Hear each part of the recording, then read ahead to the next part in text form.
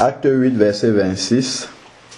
Un ange du Seigneur adressa la parole à Philippe.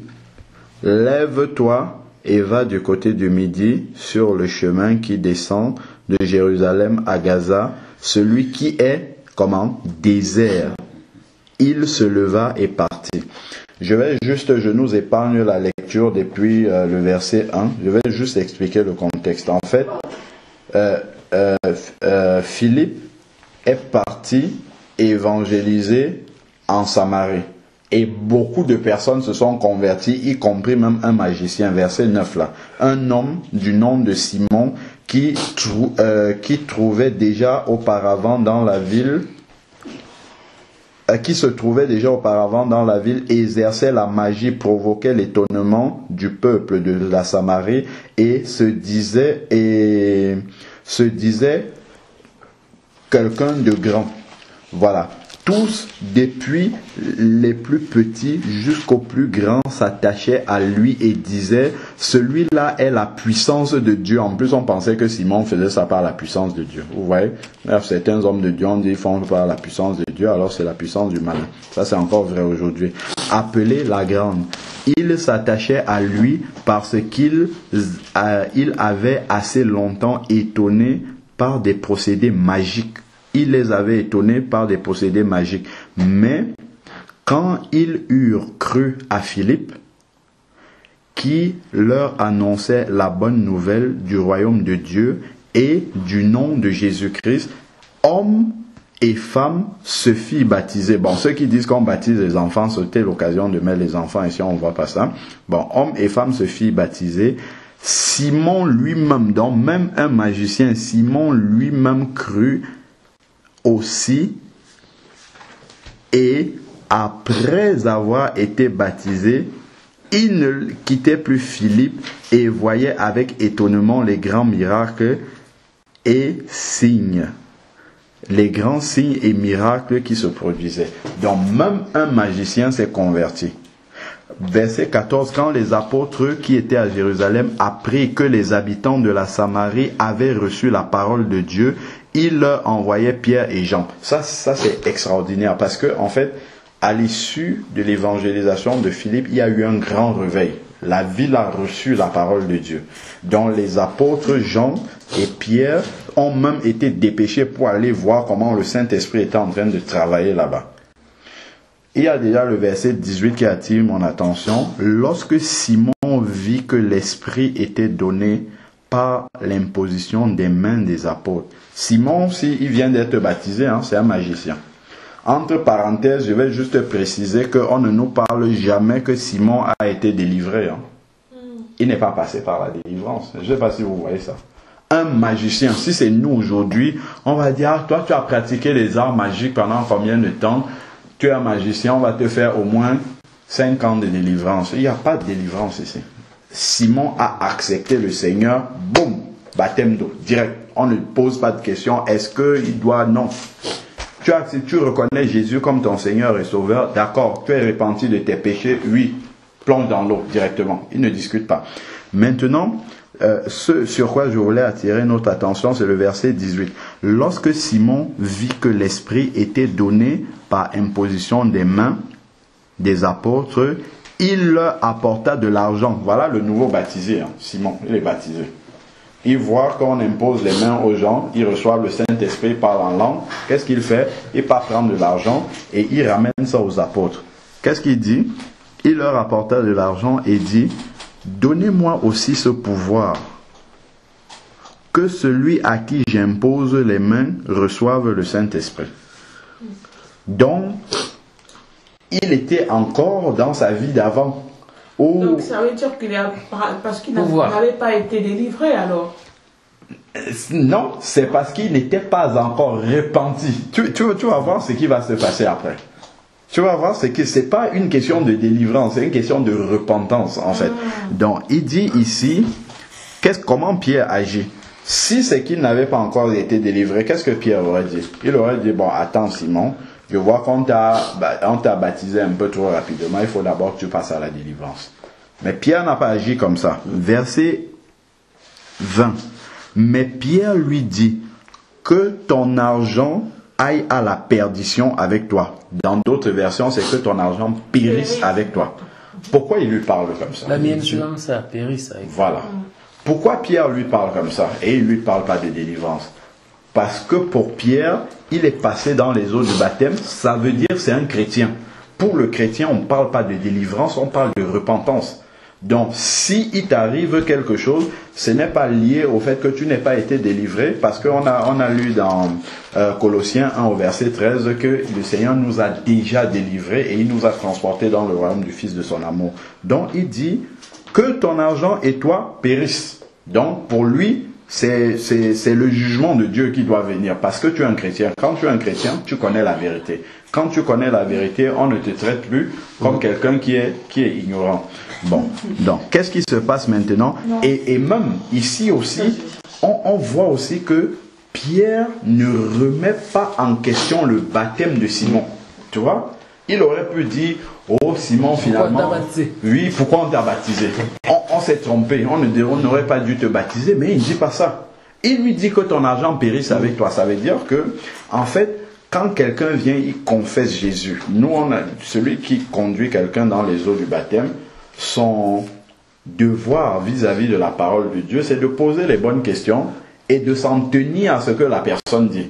Donc, si moi je te demande, est-ce que tu t'es repenti de tes péchés? Parce que Acte 2, 38 dit, c'est Pierre le jour de la Pentecôte, verset 37, lorsque les gens qui étaient à Jérusalem écoutent la prédication de Pierre, Acte 2, 37, ils demandent, après avoir entendu cela, Acte 2, 37, ils eurent le cœur vivement touché.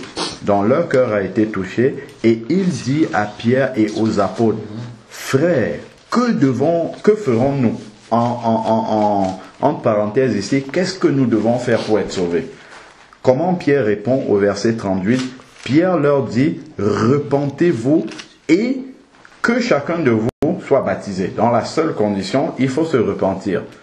Et ensuite, on baptise les gens au nom du Seigneur Jésus, et ensuite les gens reçoivent le don du Saint-Esprit. Donc, qu'est-ce que Pierre a dû faire ici pour Simon?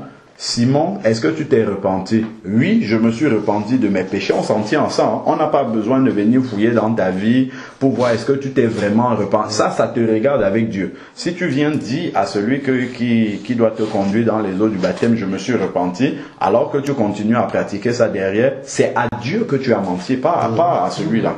Donc, si tu continues à vivre dans ton péché, Dieu te juge directement. Celui qui t'a baptisé n'a rien à voir avec ça, parce que quand tu lui as dit ça, en fait, c'est une confession que tu as faite devant Dieu. C'est pas devant celui qui te baptise. Donc, celui qui te baptise, sa responsabilité, c'est de te poser la question. Si tu lui dis oui, c'est bon, lui, il n'a pas à aller plus que ce que tu lui as dit. Il prend ça pour vrai, et puis il te passe dans les eaux du baptême. Donc, c'est pour ça que Pierre n'a pas dit à Simon ici, oh, on n'aurait pas dû te baptiser parce que ton cœur n'est pas encore vraiment délivré. Non, il lui dit que ton argent, Acte 8, verset 20, que ton argent aille à la perdition avec toi, puisque tu as pensé acquérir le don de Dieu à prix d'argent. Il n'y a pour toi ni part ni lot dans cette affaire, car ton cœur n'est pas droit devant Dieu. On aurait pu dire, mais c'est quand même dur vis-à-vis d'un nouveau converti. On peut dire, oui, faut pas parler comme... Non, pour eux, dès que tu es converti, tu passes dans les eaux du baptême, tu es responsable devant Dieu. Donc si, c'est comme Ananias et Saphira dans Acte 5 là. Ananias est venu, il a vendu un champ, on lui pose la question, est-ce à ce prix-là? En plus, il n'était même pas obligé, personne ne lui a demandé de ramener l'argent. Il a dit, voilà, j'ai vendu le champ, voici ce qu'on m'a donné. Pierre dit, mais est-ce que c'est à ce prix-là que vous avez vendu ça? Il dit, oui, c'est à ce prix-là. Pierre lui dit, mais comment tu as laissé Satan entrer dans ton cœur pour mettre un tel dessein dans... Il y a des jeunes qui sont là, ils vont t'amener, ils tombent, ils meurent direct. Ça, c'est le Dieu d'amour qui frappe comme ça aussi. Hein? C'était quand même fort. Hein? C'est fort parce que c'était même pas une obligation. C'est eux qui ont fait ça volontairement. C'est un acte volontaire, sauf que ils ont menti. Et c'est ça que le Saint-Esprit n'a pas aimé. Ils auraient pu venir dire, et d'ailleurs Pierre leur dit, l'argent n'était-il pas à votre disposition? Ça veut dire quoi? tu peux avoir vendu le champ à 50 euros. Tu dis, bon, ok, pour mes besoins de famille, je vais garder 30 euros et je vais ramener 20 euros à l'assemblée là-bas. Donc, je viens, je dis à l'assemblée, j'avais vendu le champ à 50 euros, j'ai gardé une partie, moi j'ai 20 euros à vous apporter, il n'y aurait pas de problème. Sauf que eux, ils viennent, ils disent, nous avons vendu le champ à 20 euros. Il pose 20 euros. Il a gardé 30, mais il veut les honneurs de 50 euros. Que tout le monde dit, waouh, waouh, Ananias, là, ils sont vraiment des enfants de Dieu. Vous avez vu, ils ont vendu leur champ, ils ont tout apporté, ils n'ont rien gardé pour eux. Donc, il veut justement avoir ces honneurs là-bas. Sauf qu'avec Dieu, ça ne marche pas. Dieu a frappé, la femme arrive maintenant, 3 heures plus tard. Pierre lui pose la même question. Est-ce le prix que son mari avait dit que vous avez vendu? La femme dit oui, si c'est ça. Il dit, mais comment vous êtes entendus pour ensemble venir mentir au Saint-Esprit? Ceux qui ont emporté ton mari sont encore là. Clac! Et ton pari. Direct. Pour montrer que dans l'église primitive, il y a eu des actes comme ça où le Saint-Esprit jugeait directement. Sans tenir compte, on va dire, oh, le baptême n'était pas encore vrai, il n'était pas délivré. Non, non, non. Quand tu es chrétien, tu es responsable. Direct. Pourquoi? Parce que Dieu t'a donné la capacité, justement, de te défaire de ta vie d'avant. De renoncer à ce que tu pratiquais avant. Donc, si tu continues à pratiquer sans que ça ne t'embête, en fait, c'est volontaire dans ce cas. C'est pour ça que Dieu considère que c'est un péché, parce que tu le fais volontairement. Parce que le rôle du Saint-Esprit, c'est de te dire, ah, attention, ce que tu es en train de faire là, Dieu n'aime pas ça. Il faut que tu te répandes. Tu vas te repentir, ou même avant que tu ne fasses ça, le Saint-Esprit va te dire, attention, ce que tu as envie de faire là, il te rappelle la parole de Dieu. La parole de Dieu dit qu'on ne doit pas faire ceci. Tu vas dire, ah, c'est vrai, mais je le fais quand même. Là, le Seigneur va te rappeler alors. Gardons toujours la main dans acte 8. On va aller lire ça dans Jean 14, verset 26. Donc, le Saint-Esprit a ce rôle-là que Jésus a dit aux disciples, là dans Jean 14, verset 26. Il dit, mais le Consolateur, le Saint-Esprit que le Père enverra en mon nom, c'est lui qui vous enseignera toutes choses. Et donc, voilà encore là où le Saint-Esprit est le vrai pasteur. Il vous enseignera toutes choses et vous rappellera tout ce que moi je vous ai dit. Donc, le Saint-Esprit nous rappelle les paroles de Jésus. Tout ce que moi je vous ai dit. Donc au moment où tu te prépares à pécher comme ça, le Saint-Esprit va faire remonter la parole de Dieu. Il va te dire, voici ce que la parole de Dieu dit par rapport à ce que tu vas faire. Et il te laisse libre. Si tu veux, tu fais. Si tu veux, tu ne fais pas. Et Jean 16, verset 8 dit, le Saint-Esprit a été donné pour convaincre de quoi? De péché. Ensuite, qu'est-ce qu'il dit? De justice. De justice, si quand il te convainc de péché, tu te répands, Dieu t'accorde sa justice, il va te justifier. Et de jugement. Donc, si tu refuses de te repentir, c'est le jugement de Dieu qui va venir. Bon. Déjà, prenons Jean 16. On va décortiquer ça aussi. Tout ça, en fait, ça c'est les premiers pas là. Quand on se convertit, on commence à vivre ça. Jean 16, verset 8. Et quand il sera venu, c'est le Consolateur, il convaincra le monde du péché, de justice et de jugement. Donc, si le Saint-Esprit te convainc de péché et que tu te répands, la justice de Dieu va venir. Et là, quand la justice de Dieu, quand est-ce qu'elle vient? Ça c'est 1 Jean, à côté d'Apocalypse là-bas, 1 Jean 1 verset 9. Si nous lui confessons nos fautes, il est fidèle et juste pour nous les pardonner. 1 Jean chapitre 1 verset 9. Ça s'adresse aux chrétiens. Si nous lui confessons nos fautes, il est fidèle et juste pour nous les pardonner et nous purifier de toute injustice. Donc, il nous rend justes. Donc, nous purifier des injustices, il enlève justement tout ce qu'il y a d'injuste en nous afin que nous devenions des justes. Donc, il nous justifie. C'est pour ça que dans Jean 16, il est dit que le Saint-Esprit convainc de péché, de justice, si jamais on se repent. Donc, si je me repens, 1 Jean 1 verset 9 va s'accomplir pour moi parce que je vais demander pardon à Dieu et il va me justifier, il va effacer mon péché et je reviens dans la communion avec le Seigneur. Par contre, si je refuse de me repentir, la suite du verset va s'accomplir et de jugement. Donc le jugement de Dieu va venir sur moi. C'est-à-dire que si je reste dans la rébellion, Dieu m'a montré un péché, je refuse de me repentir, je continue à vivre dans ce péché-là. Si la sentence finale vient me trouver dans cet état-là, c'est le jugement de Dieu qui va tomber sur moi. Et le jugement de Dieu qui arrive sur le pécheur non repenti, on l'a dans Hébreux 10, à partir du verset Hébreux 10, à partir du verset 26, je vais lire ça lentement. Hébreux 10 à partir du verset 26. Car si nous péchons volontairement, c'est quoi pécher volontairement? Le Saint-Esprit a mis le doigt sur quelque chose en me rappelant, comme on a dit d'après Jean 14 verset 26, le Saint-Esprit rappelle les paroles de Jésus.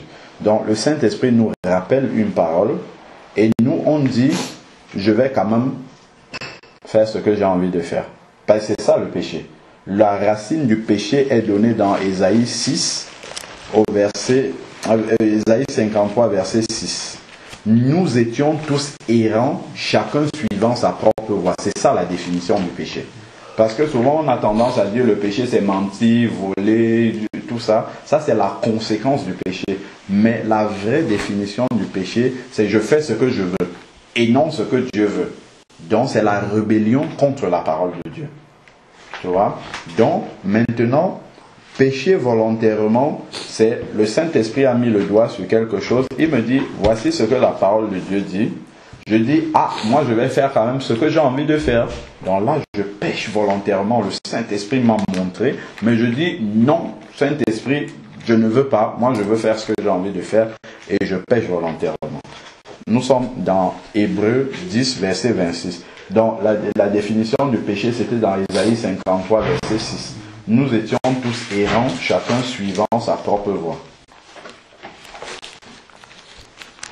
C'est bon, tu as trouvé? Oui. Oui, c'est ça la définition même du péché. Nous étions tous errants, chacun suivant sa propre voie. Ésaïe 53, verset 6. Errant comme des brebis. Voilà. Chacun suivant sa propre voie, exactement. C'est ça la définition du péché, chacun suivant sa propre voie. Péché, c'est suivre sa propre voie et non suivre la voie de Dieu. C'est pour ça que même les gens qui sont dans le monde, ils peuvent faire des choses qui sont bien, mais comme ils le font par leur propre volonté, ils pêchent quand même si ce sont des choses qui sont bien. Parce qu'ils le font pour leur propre intérêt et ensuite pour en tirer gloire. Tu vois? Donc c'est pour ça que Dieu considère que c'est un péché, parce que tout ce que nous devons faire doit rendre gloire à Dieu.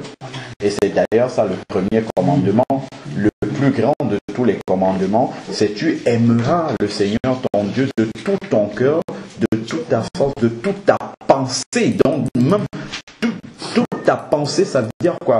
Ça veut dire que quand je conçois quelque chose dans ma tête, quand j'ai un projet qui monte dans mon cœur, c'est pour rendre gloire à Dieu. C'est Dieu que ça doit mettre en avant. Mais le païen qui pense quelque chose, je veux acquérir une belle voiture, c'est pas mauvais en soi, mais c'est pour satisfaire la convoitise de son cœur. Donc ça devient un péché parce que Dieu n'est pas en avant. Donc je fais ce que j'ai envie de faire et non ce que Dieu veut. Est-ce que c'était le plan de Dieu que tu achètes une belle voiture maintenant? Ah, ça tu ne le sais pas, tu n'as même pas interrogé Dieu pour savoir si c'était son plan. Donc tu es dans le péché. Même si ce n'est pas une mauvaise chose en soi, mais tu es quand même dans le péché. C'est pour ça que quand on dit dehors dans l'évangélisation, on dit aux gens, vous êtes quand même des pécheurs. Ils disent, oh, bah, moi j'ai jamais trompé ma femme, je n'ai jamais volé, j'ai payé mes impôts, tout ça, c'est bon. Donc, pour lui, il n'est pas pécheur. Il oublie que toute sa vie, il a fait selon sa propre volonté, sa propre convoitise. Donc, il est un pécheur devant le Seigneur. C'est pour ça que la Bible peut dire, sans lésiner, dans Romains 3, au verset 23, tous ont péché et sont privés de la gloire de Dieu. Romains 3, verset 10 dit, il n'y a point de juste sur la terre, pas même un seul, nul ne fait la volonté de Dieu. Et on peut dire ça de tous les hommes sans exception. Donc, tant qu'on ne connaît pas le Seigneur, ça s'applique à nous. Et ça, c'est depuis Adam. Et ça, c'est Romains 5 au verset 12 qui le dit, que le péché est entré dans le monde par un seul homme, par Adam, et ça s'est transmis de génération en génération jusqu'à nous. Donc, quand un enfant naît, il naît déjà avec cette racine du péché. L'enfant commence à mentir, on lui a pas appris à mentir, parce qu'il voit la chicotte qui arrive. Papa, papa dit, est-ce que tu as fait ça? Non, papa, je n'ai pas fait alors que tu l'as vu faire. Pourquoi? Il fait ça pour se protéger, mais la racine, c'est la racine du péché. La nature adamique qui est déjà en lui naturellement.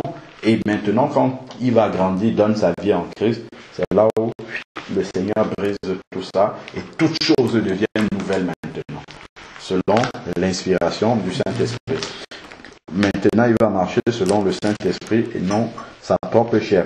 Donc, nous, là, on est seulement en train d'expliquer Hébreux 26 au verset, Hébreux 10, verset 26, juste. C'est quoi pécher volontairement?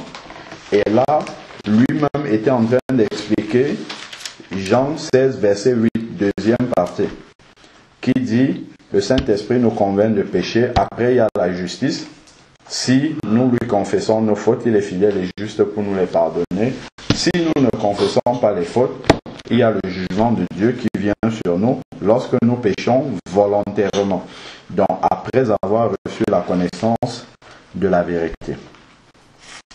Il ne reste plus de sacrifice pour les péchés. Mais, verset 27, l'attente terrifiante du jugement et l'ardeur du feu prêt à dévorer les rebelles, les pécheurs, non repentis volontairement. Le Saint-Esprit a déjà montré et nous disons, ah ça c'est bon, je ne me répands pas. Verset 28, si quelqu'un a violé la loi de Moïse, il est mis à mort sans pitié sur la déposition de 2 ou de 3 témoins. Combien pire ne pensez-vous pas sera le châtiment mérité par celui qui aura foulé aux pieds le Fils de Dieu, tenu pour profane le sang de l'alliance par lequel il avait été sanctifié. Donc, il avait été sanctifié. Ça veut dire qu'il était un enfant de Dieu, il marchait dans la vérité. Le sang de Jésus l'avait sanctifié, l'avait purifié. Mais il tombe dans le péché et il dit, je reste là-dedans. Si la mort vient le trouver là-dedans, le jugement de Dieu. C'est l'attente terrible du jugement de Dieu. Et souvent même, quand on tombe dans le péché et qu'on reste là, Dieu, le Saint-Esprit, nous rappelle, et si on ne change pas, le Seigneur envoie l'endurcissement. Il endurcit ton cœur. Finalement, tu vas rester là-dedans. Même si tu veux, même après, même l'envie de changer va partir. Tu vas rester là-dedans. C'est pour ça que certains serviteurs là, on dit c'est pas bon de faire ça. Ils veulent le faire. Après finalement, Dieu leur envoie même une puissance d'égarement. Ils restent dans leur aveuglement là jusqu'à la fin, parce que leur cœur est déjà endurci par rapport à ce que le Saint-Esprit a parlé, mais ils continuent à s'endurcir dans les mauvaises choses. Et puis Dieu dit, bon, c'est ça que vous voulez, ok, vous allez rester alors là-dedans bien. Et ils s'endurcissent. Alors, maintenant, par lequel ils ont été sanctifiés, ils avaient été sanctifiés, et qui aura outragé l'esprit de la grâce. Verset 30. Car nous connaissons celui qui a dit à moi la vengeance, c'est moi qui rétribuerai, et encore le Seigneur jugera son peuple. Le Seigneur jugera son peuple. Donc ici, il s'agit des enfants de Dieu. Le Seigneur jugera son peuple. Donc il parle ici, il a dit d'abord tout à l'heure, ceux qui avaient été sanctifiés. Donc on sait qu'il n'y a que les enfants de Dieu qui ont été sanctifiés par le sang de Jésus. Et en plus ici, il dit encore, le Seigneur jugera son peuple. Donc ça, ce sont les enfants de Dieu qui marchaient guidés par le Saint-Esprit et qui refusent de se repentir de leurs péchés. Verset 31, il est terrible de tomber dans les mains du Dieu vivant. Il y a un autre verset qui me vient en tête, c'est celui de 1 Jean 3, verset 9. 1 Jean 3, verset 9. Tout ça, en fait, parce qu'on est allé beaucoup en profondeur avec beaucoup de versets pour expliquer. En fait, nous sommes dans Acte 8. Nous sommes en train d'expliquer Simon le magicien. Et je suis en train d'expliquer en fait par rapport au baptême. Mais nous sommes allés en profondeur et je rappelle juste pourquoi on n'oublie pas d'où nous venons. Pourquoi nous sommes arrivés aussi loin. Acte 1 Jean 3, verset 9 dit: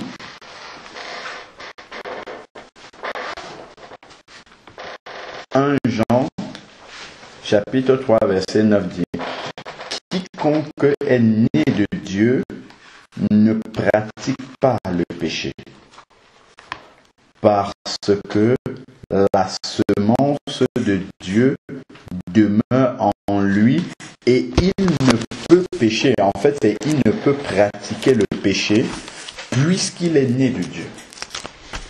Ça veut dire que lorsque quelqu'un naît de Dieu, ça veut dire né de nouveau. Si quelqu'un est né de nouveau, il reçoit le Saint-Esprit. Le Saint-Esprit habite en lui et il ne peut pas pratiquer le péché, c'est-à-dire qu'il ne peut pas vivre volontairement dans le péché. Il est dans un péché, le Saint-Esprit a montré, dit: moi, c'est bon, j'aime ça, je vis là-dedans. Non, le Saint-Esprit ne va pas le laisser. Le Saint-Esprit va lui rappeler. Et après, le Saint-Esprit va dire: ok, c'est ça que tu veux rester là-dedans. Hop, l'endurcissement vient. Mais maintenant, verset 10, qu'est-ce qu'il dit? C'est par là que se manifestent les enfants de Dieu et les enfants du diable. Donc c'est là qu'on peut différencier qui est réellement enfant de Dieu et qui ne l'est pas. Parce que quand on voit par exemple dans une assemblée, on appelle tout le monde enfant de Dieu. Non, il faut examiner la vie des gens et voir qui vit volontairement dans le péché et s'endurcit à vivre. C'est-à-dire qu'il vit dans le péché, ça n'embête pas. Là, c'est un enfant du diable. Mais l'enfant de Dieu, s'il est même dans un péché, ça va tellement l'embêter. Il va dire: non, Seigneur, je ne peux pas supporter ça, je ne peux pas faire quelque chose, aide-moi à sortir de là, et ainsi de suite. Mais il ne va pas vivre volontairement dans le péché. Alors, Maintenant, il dit, quiconque ne pratique pas la justice n'est pas de Dieu, non plus celui qui n'aime pas son frère. Donc, voilà. Je vais juste, puisque nous sommes encore là, tournons une page, allons dans 1 Jean 5, verset 18. J'aime bien lire souvent ce verset-là. Aussi, ça va toujours dans le même sens, avec encore une particularité.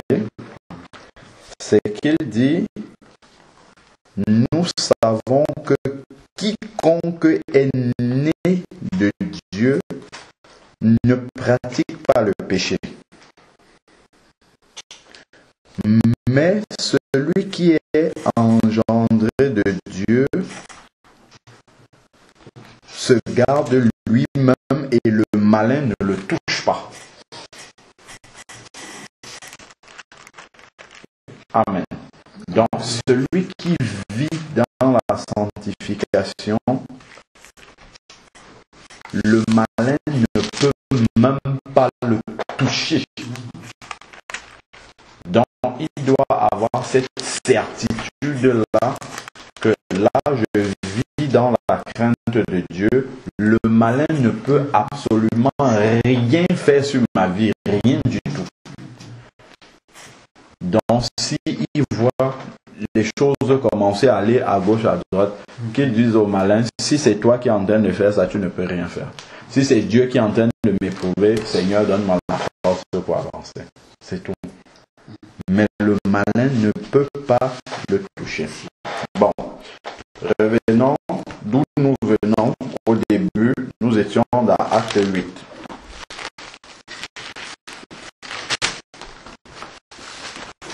Nous sommes en train d'expliquer le baptême. Toujours de Simon. Donc, Acte 8, nous étions au verset 21, où Pierre a dit à Simon, il n'y a pour toi ni part ni lot dans cette affaire, car ton cœur n'est pas droit devant Dieu. Alors, qu'est-ce qu'il propose à Simon? Il lui dit pas, ok Simon, viens, nous allons te faire la délivrance. Il dit au verset 22, répands-toi. Répands-toi donc de ta pensée mauvaise et prie le Seigneur pour que l'intention de ton cœur soit pardonnée s'il est possible. Car je vois que tu es en proie à l'amertume du fiel et au lien de l'injustice. Donc, en fait, c'est un problème de repentance ici. On ne remet même pas en question le baptême de Simon. Une fois que tu es baptisé, c'est bon, on ne revient plus sur ton baptême.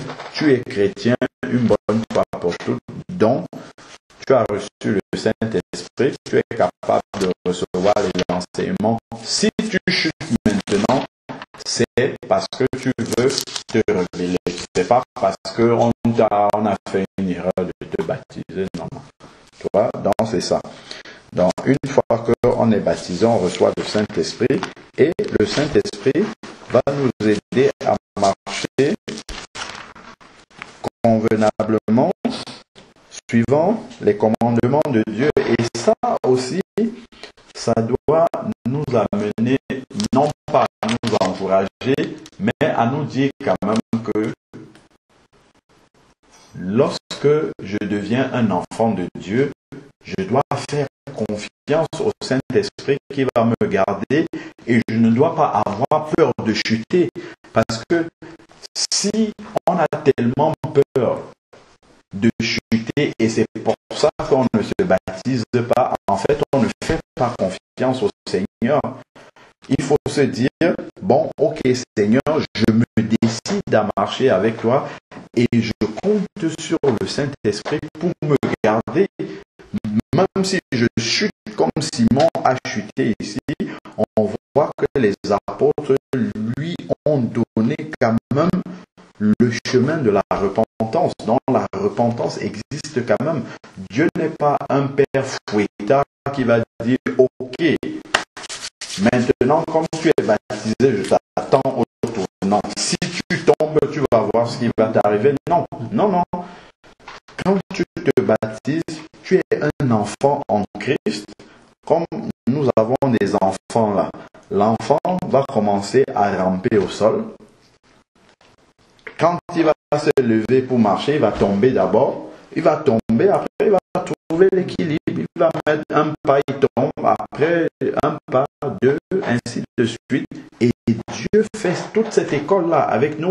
Donc il va nous apprendre. Donc il ne faut pas qu'on ait peur de tomber parce que ça va forcément arriver. Mais Dieu dit, si le juste chute cette fois, il le relève toujours. Donc Dieu ne va pas te laisser au sol. Donc il faut lui faire confiance que, ok, Seigneur, aujourd'hui, moi dans mon cœur, j'ai envie de marcher avec toi, mais je te fais confiance pour la suite. Bon, donc Simon, verset 24, Simon répondit, vous-même, priez vous-même le Seigneur pour moi, afin qu'il ne me souvienne pas ce que vous avez dit. Il n'a même pas osé répéter. Bon, bref. Donc là déjà, c'était pour dire dans quel contexte la Samarie se retrouvait. Ils avaient reçu la parole de Dieu, il y avait le réveil qui était arrivé. Maintenant, qu'est-ce qui se passe? Parce que tu as parlé d'être prêt pour le baptême. Verset 26, en réalité, c'est ça que je voulais expliquer, mais on est d'abord entré bien en profondeur dans le contexte. Qu'est-ce que l'ange de Dieu fait? Un ange du Seigneur adressa la parole à Philippe, lève-toi et va du côté du Midi, sur un chemin qui descend de Jérusalem à Gaza, celui qui est désert, il se leva et partit. Donc l'ange vient au milieu du réveil comme ça, où on a besoin, voilà une église qui est en train de naître, donc on a besoin des conducteurs qui soient là, mais l'ange vient, Philippe par qui le Seigneur est passé pour amener le réveil, hop, il le prend. Et si vous lisez, si on lit le verset 25, après avoir rendu témoignage et annoncé la parole du Seigneur, il retournait à Jérusalem en évangélisant plusieurs villages. Il s'agit ici de Pierre et de Jean. Pierre et Jean sont partis de la Samarie. L'ange a retiré Philippe. La nouvelle église de Samarie devait rester entre les mains de qui? Aucun ancien. Que les nouveaux convertis, mais ils sont restés à la grâce de Dieu. Le Seigneur a enlevé les anciens qui étaient là, il les a appelés à autre chose, mais l'église n'est pas tombée, ils ont continué parce que le Seigneur était déjà là. Une fois que le Saint-Esprit est au milieu, le Saint-Esprit prend le contrôle de tout. Bon, continuons maintenant. Verset 27, et voici un Éthiopien, un eunuque, haut fonctionnaire de Candace, reine d'Éthiopie, et surintendant de tous ses biens, était venu à Jérusalem pour adorer, et il s'en retournait assis sur un char en lisant le prophète Ésaïe. Il est venu à Jérusalem, il est déjà en train de retourner chez lui. A-t-il prévu que là il va se baptiser? Pas du tout. Il ne sait même pas c'est quoi le baptême. Il ne sait pas, il est en train de lire le prophète Ésaïe et il rentre chez lui. Donc il n'a aucun rendez-vous de baptême. Aucune préparation quelconque au baptême. Il ne sait même pas que ça existe le baptême. Bon, il est en train de marcher comme ça, dans son char. Verset 29, l'Esprit dit à Philippe. Donc c'est le Saint-Esprit qui conduit et qui sait qu'il y a un monsieur qui est au désert là-bas, qui a besoin d'entendre la parole de Dieu. Donc le Saint-Esprit vient déjà, il prend Philippe de la Samarie et il l'amène dans le désert. Philippe est en train d'avancer en même temps que l'eunuque, et le Saint-Esprit parle à Philippe, il lui dit, celui qui est là-bas à côté de toi, il a besoin d'entendre quelque chose qui vient du Seigneur. Alors, maintenant, qu'est-ce qui se passe? Verset 29, l'Esprit dit à Philippe, avance et rejoins ce char. Philippe accourut et entendit l'eunuque qui lisait le prophète Ésaïe et lui dit, comprends-tu ce que tu lis? Voilà comment Philippe introduit. Comprends-tu ce que tu lis? Il répondit, comment le pourrais-je si quelqu'un ne me guide? Et il invita Philippe à monter, s'asseoir avec lui. Il n'y a pas de programme de baptême ici. Lui, il est en train de lire le prophète Ésaïe. L'autre à côté de lui lui demande, ce que tu lis là, est-ce que tu comprends même? Qui va m'expliquer ça? Personne. Je ne sais pas ce que je suis en train de lire. Viens ici, si toi tu peux m'expliquer, peut-être je vais comprendre quelque chose. C'est comme ça que ça commence. Mais le Saint-Esprit, lui, il sait le programme qu'il a. Voilà maintenant comment la conversation continue. Et il invita Philippe à s'asseoir à monter, s'asseoir avec lui. Verset 32. Le passage de l'Écriture qu'il lisait était celui-ci. Il a été mené comme une brebis à l'abattoir, et c'est Ésaïe 53. Et comme un agneau muet devant celui qui le tond.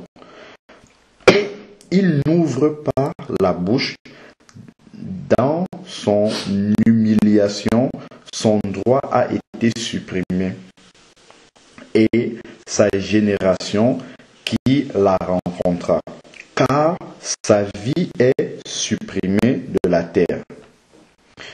L'eunuque, voilà, il lit tout ça, il ne comprend pas. L'eunuque prit la parole et dit à Philippe, je te prie, de qui le prophète dit-il cela? De lui-même? Est-ce qu'il parle d'Ésaïe? Ésaïe parle de lui-même ou bien il parle d'autre chose? Ou de quelqu'un d'autre? Verset 35. Alors, Philippe ouvrit la bouche et, commençant par ce texte, lui annonça la bonne nouvelle de Jésus. Donc, par ce texte que l'eunuque était en train de lire, Philippe lui présente donc la bonne nouvelle du salut. Comme il continuait en chemin, il arrivait à un point d'eau. Philippe n'a pas dit attention, voilà un point d'eau, qu'est-ce que tu attends? Non. Qu'est-ce qui se passe? Et l'eunuque dit, voici l'eau, qu'est-ce qui empêche d'être baptisé? Ça suppose que dans l'annonce de la bonne nouvelle que Philippe a donnée à l'eunuque, il a bien dû lui dire que si tu acceptes Jésus, il faut que tu rentres dans les eaux du baptême. Et donc, dès que l'eunuque lui voit l'eau, il pense directement à ça.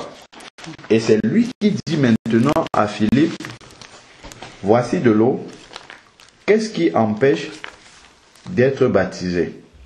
Philippe ne lui dit pas attention. Attention, tu es trop pressé. Faut qu'on aille d'abord te faire 6 mois de catéchisme. Non, Philippe n'a pas réagi comme ça. Philippe, rappelons-le, a été dépêché là-bas par l'ange du Seigneur. Et c'est le Saint-Esprit qui a parlé à Philippe en lui disant « Avance-toi pour attraper le char ». Donc c'est le Saint-Esprit qui est en train de conduire les choses jusqu'ici. Donc Philippe est inspiré par le Saint-Esprit dans la réponse qu'il va donner au verset 37. Philippe dit, si tu crois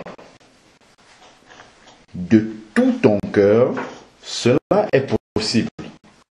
Donc la seule condition pour être baptisé, c'est de croire de tout son cœur. Et si on rajoute acte 2 au verset 38 là-bas, où Pierre a dit, repentez-vous et que chacun de vous soit baptisé. Donc on comprend que pour que quelqu'un croie de tout son cœur, il faut qu'il se soit repenti. Donc une fois qu'il s'est repenti de ses péchés, et la définition de la repentance est donnée dans Proverbe 28 au verset 13, celui qui cache ses transgressions ne prospère pas, mais celui qui les confesse et qui les délaisse obtient miséricorde. Voilà la définition de la repentance. Voilà, donc, si quelqu'un est repenti, il croit de tout son cœur, Philippe répond, il dit, ça, c'est possible.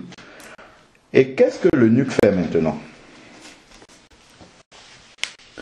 L'eunuque répondit, l'eunuque n'a pas dit, bon, ok, bon, pour croire au Seigneur Jésus, c'est compliqué, laisse-moi le temps de me préparer, il faut d'abord que j'aille faire ceci, il faut que l'eunuque a répondu directement et la réponse de l'eunuque révèle quand même quelque chose qu'il avait dans le cœur. C'est que l'eunuque était décidé de tout son cœur de suivre Jésus.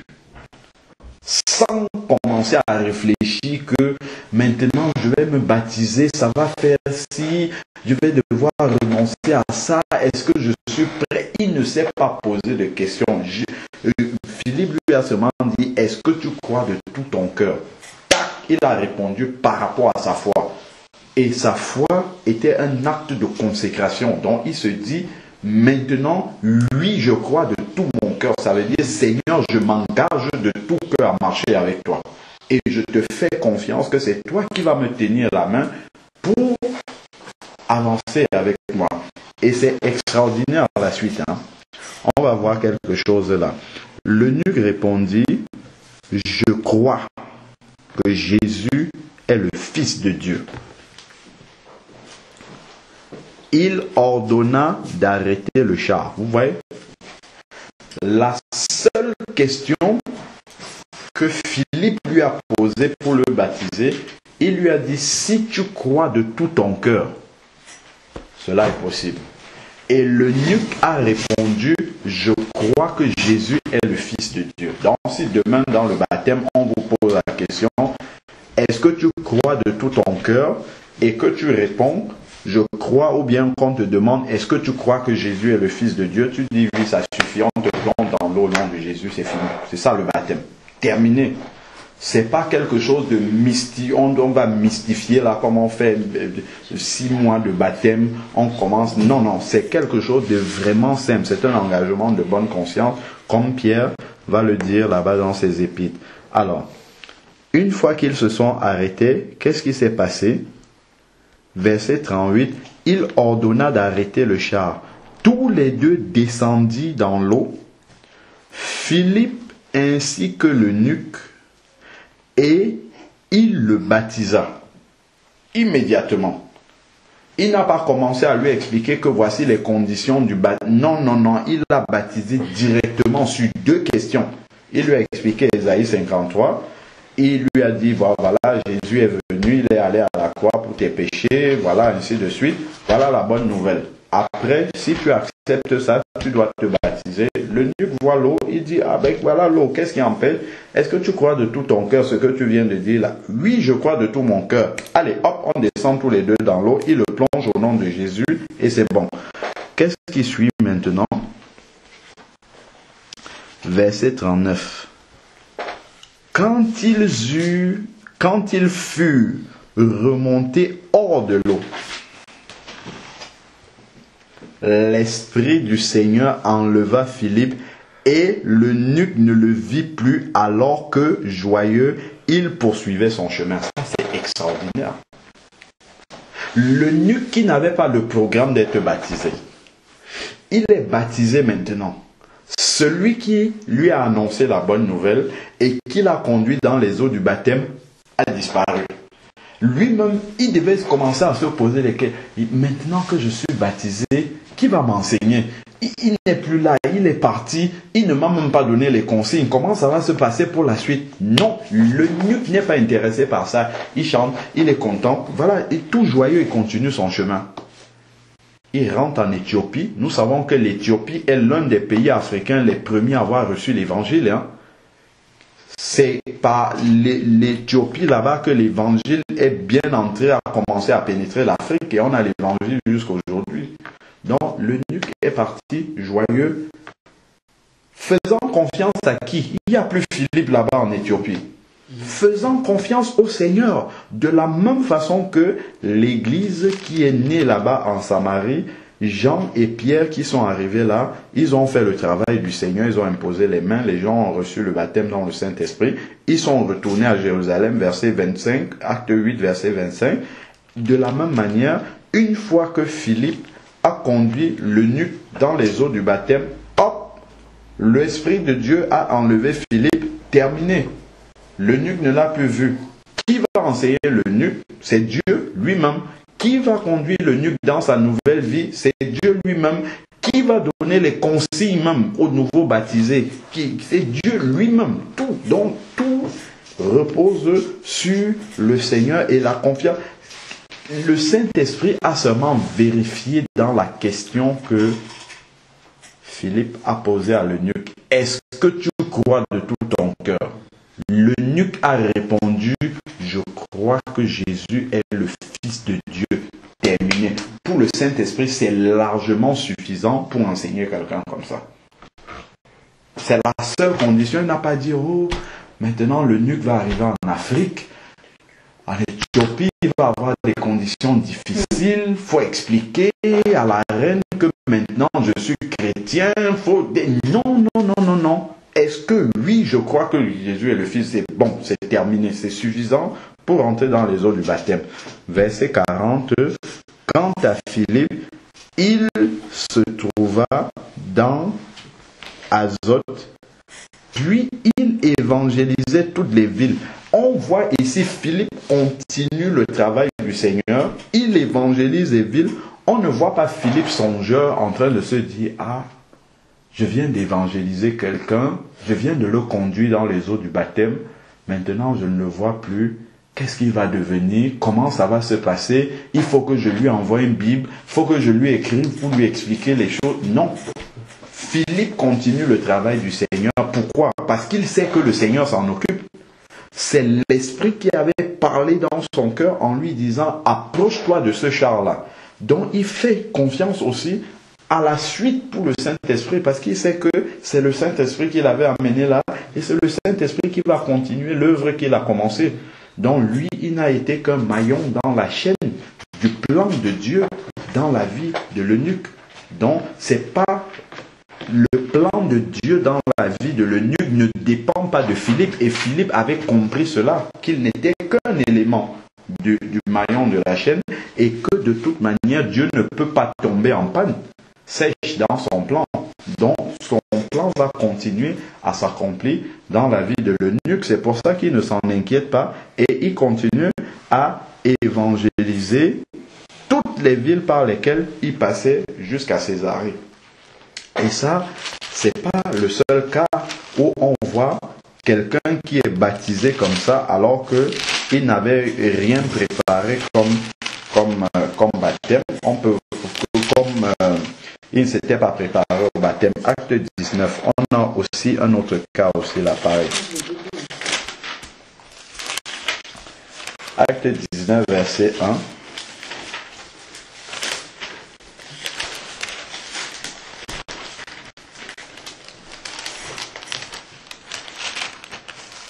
Acte 19, verset 1 dit, « Pendant qu'Apollos était à Corinthe, Paul, après avoir traversé les hauteurs du territoire, se rendit à Éphèse.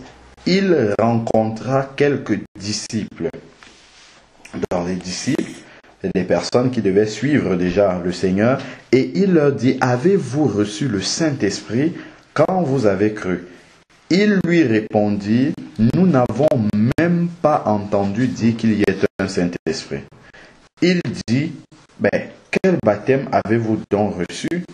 Ils répondirent, le baptême de Jean. Donc, Paul, verset 4, alors Paul dit, Jean a baptisé du baptême de repentance. Il disait au peuple de croire en celui qui venait après lui, c'est-à-dire en Jésus. Qu'est-ce qui se passe? Sur ces paroles, il fut baptisé au nom du Seigneur Jésus. Directement. Est-ce que tu rencontres des gens en route comme ça, 2-3 mots terminés? Sur ces mots-là, ils sont baptisés. Immédiatement. Est-ce qu'il y avait préparation, prenez les serviettes, les habits blancs, tout, et rien du tout, il n'y a pas de préparation là. C'est le Saint-Esprit qui conduit. Vous dites que celui-là, il doit passer dans les eaux du baptême, il est prêt. On le plonge dans l'eau, terminé, c'est fini. Le baptême, c'est pas quelque chose qu'on doit mystifier, qu'on doit se préparer. Non, si la personne a un engagement, si il décide de se consacrer au Seigneur, on le plonge dans les eaux du baptême et c'est terminé. Et le Seigneur prend le contrôle de la suite. Donc Paul n'a pas commencé à se poser des questions, commencé à expliquer. On dit sur ces paroles. C'est trois versets, sur ces paroles-là. Lesquelles paroles même? C'est juste le verset 4 là, où Paul leur explique, Jean a baptisé du baptême de repentance, il annonçait celui qui devait venir, Jésus. Sur ces paroles là, allez dans les eaux du baptême. Eux aussi n'ont pas dit, oh Paul, attends que nous allions annoncer à nos parents là-bas qu'on va se baptiser. Non, ils sont entrés dans les eaux du baptême, terminé, ils vont témoigner quand ils vont arriver. C'est terminé. C'est aussi simple que ça, le baptême. Il n'y a rien d'exceptionnel là-dedans, sauf c'est notre engagement. Alors, une fois, sur ces paroles, il fut baptisé au nom du Seigneur Jésus, verset 6.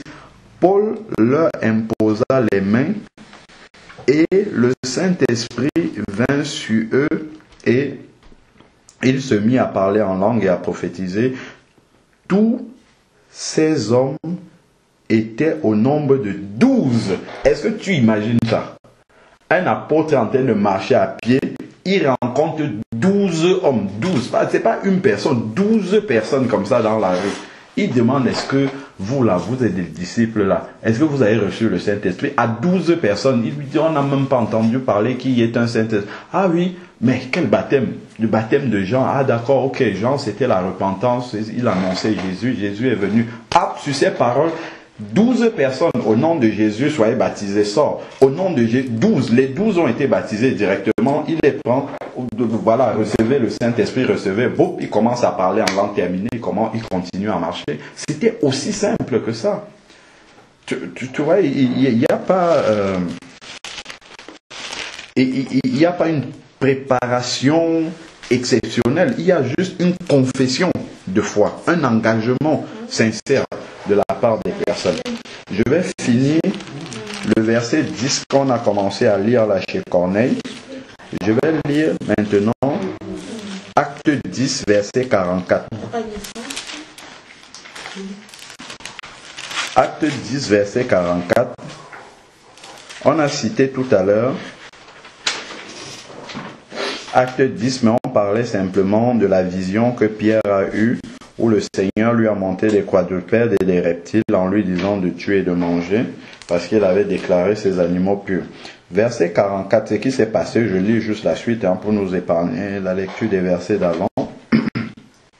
C'est que Pierre est entré dans la maison de Corneille et il a commencé à exposer la parole de Dieu. Il a expliqué par rapport à Jésus de Nazareth qui a été envoyé pour sauver l'humanité et tout. Verset 44 maintenant. Et il y avait des gens qui étaient invités chez Corneille qui écoutaient Pierre prêcher. Comme Pierre, acte 10, verset 44, comme Pierre prononçait encore ces mots, le Saint-Esprit descendit sur tous ceux qui écoutaient la parole.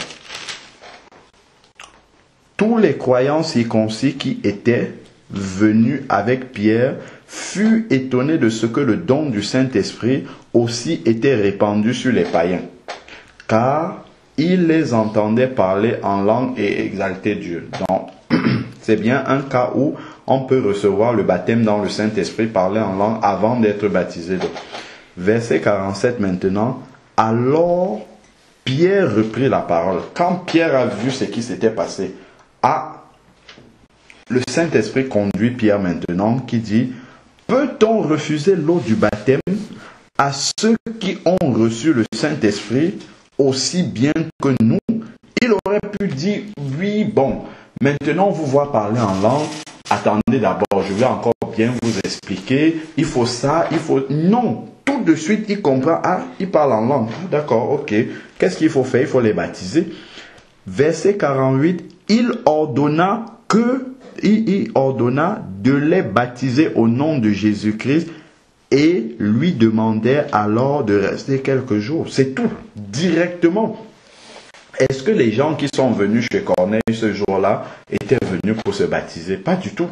Ils n'étaient pas venus pour faire ça. Ils sont venus pour écouter Pierre parler. Et puis Pierre en train de parler, le Seigneur manifeste quelque chose. Pierre discerne qu'il faut les baptiser. Et hop, on ne dit pas: attendez, je m'en vais chez moi apporter d'autres habits, tout ça. Non, tout de suite, on les plonge dans l'eau et puis c'est terminé. Ils sont chrétiens. Il faut juste avoir la certitude de l'engagement des personnes qui sont là. Prenons maintenant acte 16. On voit que presque tous les baptêmes que la parole nous rappelle là, c'était pas des gens qui s'étaient préparés à aller se baptiser. De tous les baptêmes qu'on a vus là déjà, c'est des gens qui étaient dans un programme donné.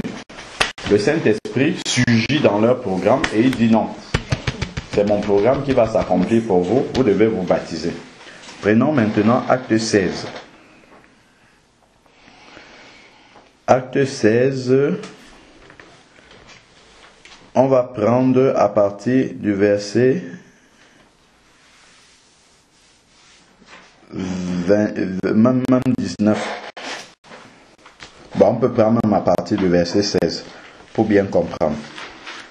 Comme nous allions au lieu de la prière, une servante qui avait un esprit de Python et qui par ses divinations procurait un grand profit à ses maîtres, vint à notre rencontre. Elle se mit à nous suivre, Paul et nous, et criait: ces hommes sont les serviteurs du Dieu très haut. Ce qui est la vérité. Nous voyons qu'avec un esprit de Python, on peut discerner qui sont les vrais serviteurs de Dieu. Alors que ça ne vient pas de l'Esprit de Dieu. Donc, et ils annoncent la voie du salut. Vous voyez, une femme qui est possédée par un esprit de Python, avec un esprit divinatoire qui dit quand même la vérité sur les serviteurs de Dieu qui sont là. Verset 18, elle fit cela pendant plusieurs jours.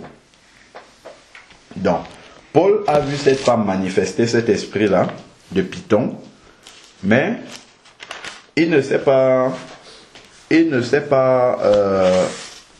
comment on dit, excité à essayer de commencer à chasser un démon là. Il est resté tranquille. Il a continué à prêcher la parole de Dieu. Verset 18. Elle fit cela pendant plusieurs jours. Paul, excédé, se retourna et dit à l'esprit. Donc, elle faisait ça pendant plusieurs jours. Paul avait déjà discerné qu'elle avait un esprit de Python. Mais ça n'a déjà vous avez dit tout à l'heure que le prophète a fui quand il y avait un esprit de Python. Il a dit aux gens de fuir. C'est ça, non?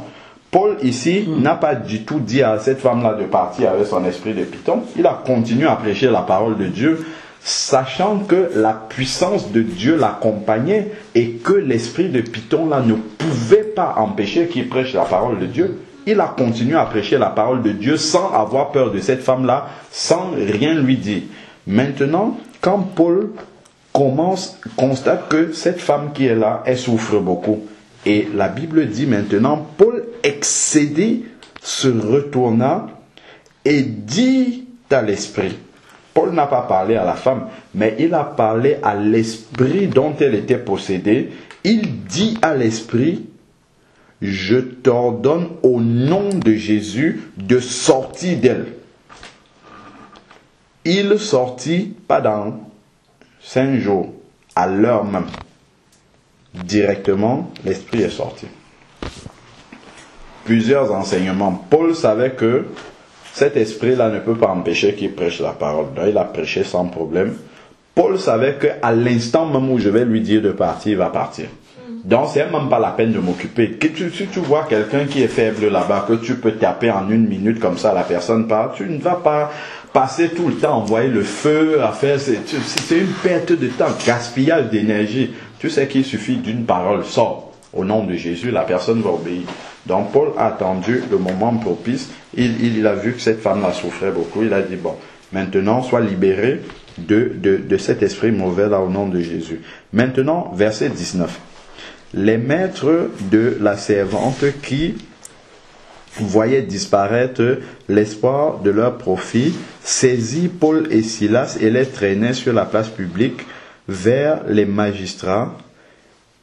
Ils les amenèrent au préteur et dirent: ces hommes troublent notre ville. Ce sont des Juifs qui proclament des coutumes qui ne nous est pas permises, ni de recevoir, ni de pratiquer, à nous qui sommes romains. Verset 22. La foule se souleva ainsi contre eux, et les prêteurs, après avoir fait arracher leurs vêtements, ordonnèrent de les battre de verges.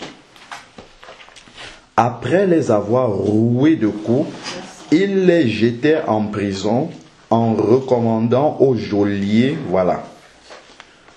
de les tenir sous bonne garde. Celui-ci qui avait reçu cette recommandation les jeta en prison,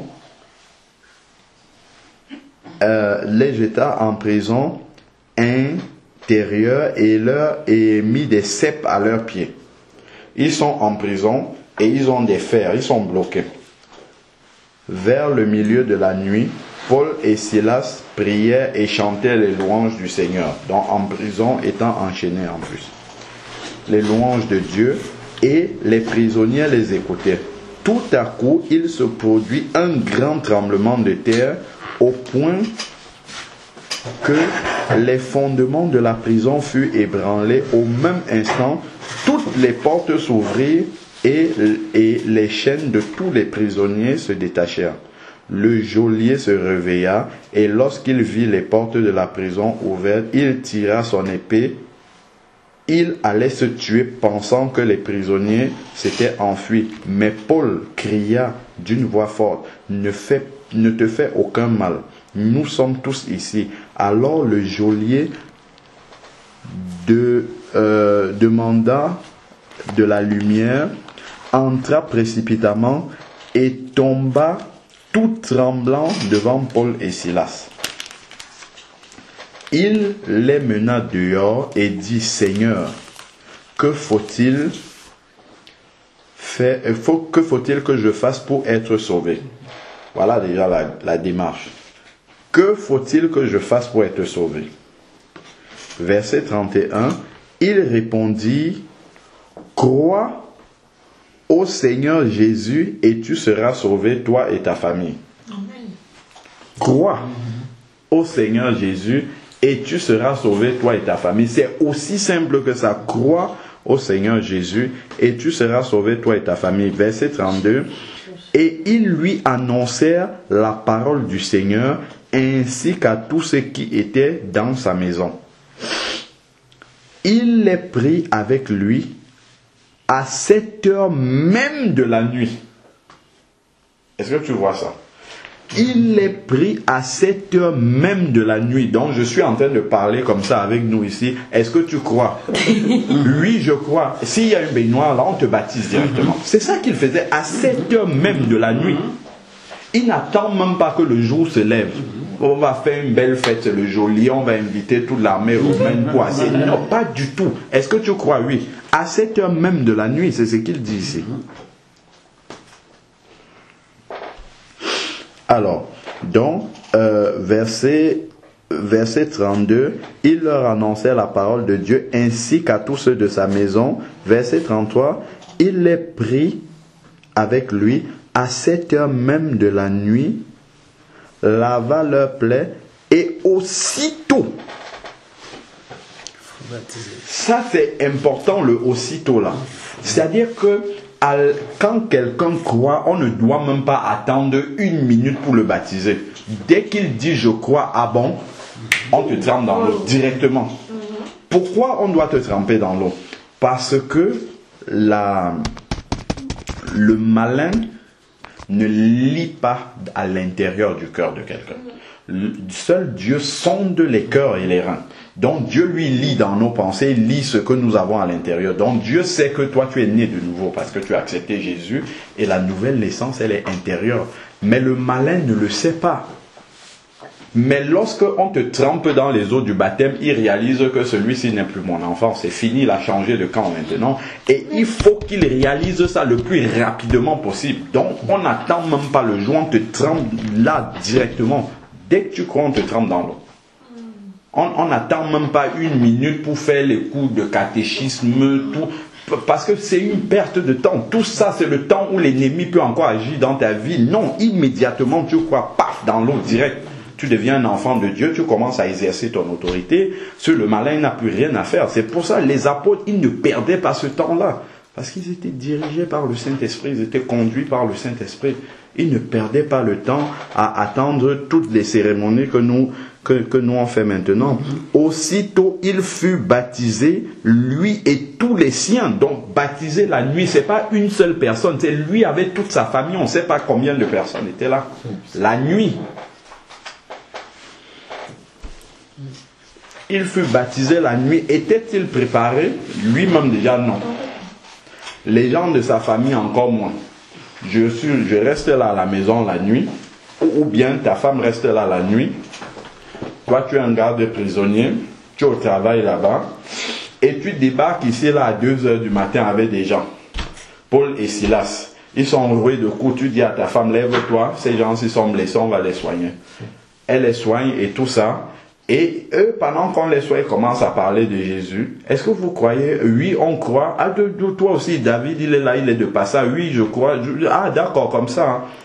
Mettez l'eau là-bas dans la baignoire. Tout le monde. Demain matin, tout le monde est baptisé déjà. C'était comme ça. C'était aussi simple que ça. C'était aussi simple que ça. Pas de procédure. Et après, lorsque Paul et Silas sont partis, dans la suite du verset, on ne voit pas que Paul et Silas restent là encore à se dire, celui-ci même, avec sa famille, on l'a baptisé, il va aller prier où? Il faut que je lui monte une assemblée, non, c'est la grâce de Dieu qui va faire ce travail-là. Donc, il faisait confiance entièrement au Seigneur de A à Z dans le plan de la vie des gens. De A à Z. Et il ne se fatigue